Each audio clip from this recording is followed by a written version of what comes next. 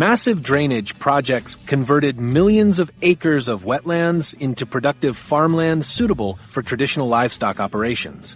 Federal engineers constructed elaborate canal systems throughout the Midwest and South, removing water from marshy areas that had previously been considered worthless for agricultural purposes.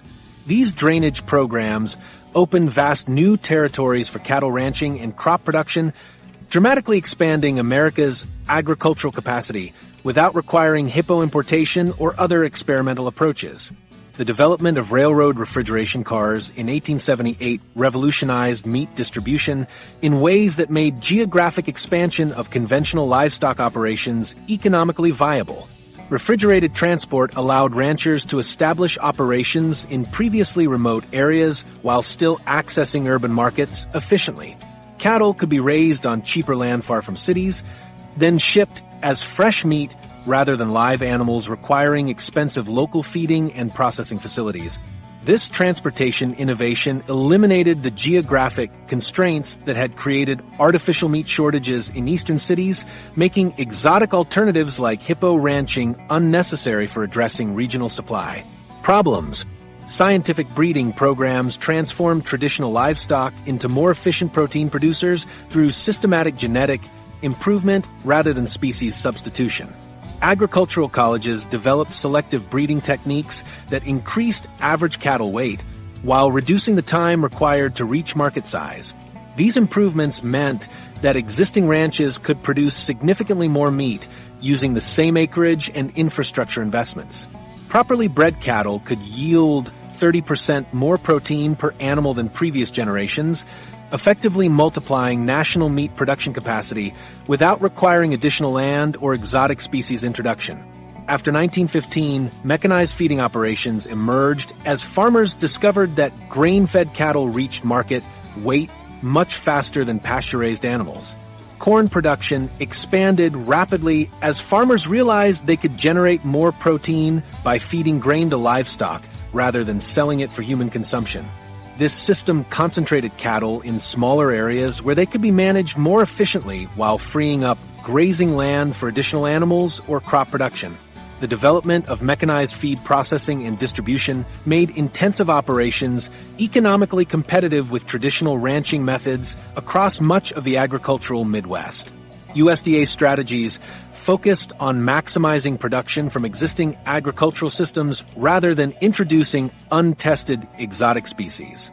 Government agricultural experts promoted drainage projects, improved transportation networks, and scientific breeding programs as proven methods for increasing domestic food production. These conventional approaches built upon established farming knowledge and infrastructure rather than requiring massive investments in experimental programs of uncertain outcome.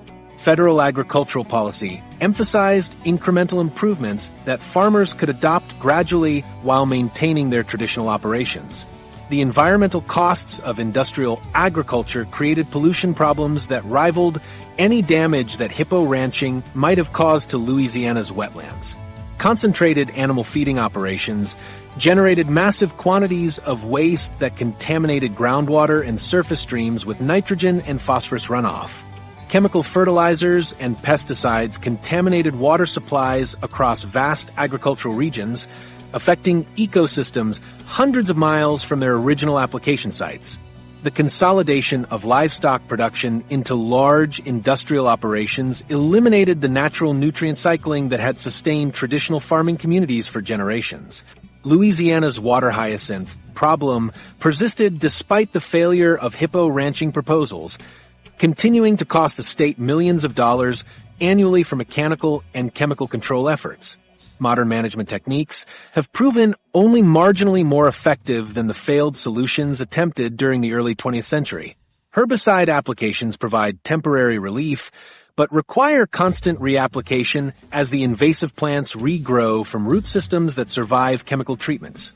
Mechanical harvesting removes surface vegetation, but disturbs sediments and fragments plants in ways that actually accelerate their spread to new water bodies.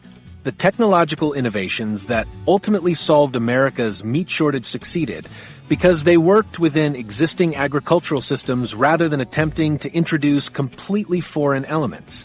improvements to transportation, breeding, and feeding techniques built upon established farming knowledge and infrastructure rather than requiring massive investments in untested experimental programs. Farmers could adopt new methods gradually while maintaining their traditional operations, reducing the financial risks associated with radical changes to agricultural practices. This incremental approach allowed continuous refinement and improvement based on practical experience rather than theoretical projections. Comparing the actual environmental impact of modern industrial agriculture to the hypothetical consequences of hippo ranching reveals complex trade-offs between different types of ecological damage. Hippo introduction would have created severe localized problems in Louisiana's wetlands while leaving other regions unaffected. Industrial agriculture distributed environmental costs across much larger areas while maintaining the illusion of environmental protection through geographic separation of production and consumption. The cumulative effect of conventional agricultural expansion may have caused more total environmental damage than concentrated hippo operations would have produced.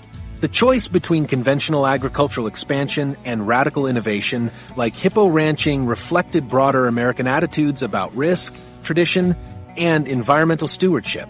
Politicians and farmers chose familiar methods that promised incremental improvement over revolutionary changes that might have produced superior results but carried unknown risks.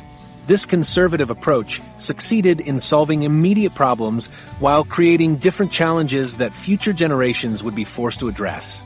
The legacy of choosing conventional expansion over radical innovation demonstrates how short-term pragmatism can sometimes prevent consideration of alternatives that might have proven more sustainable in the long term.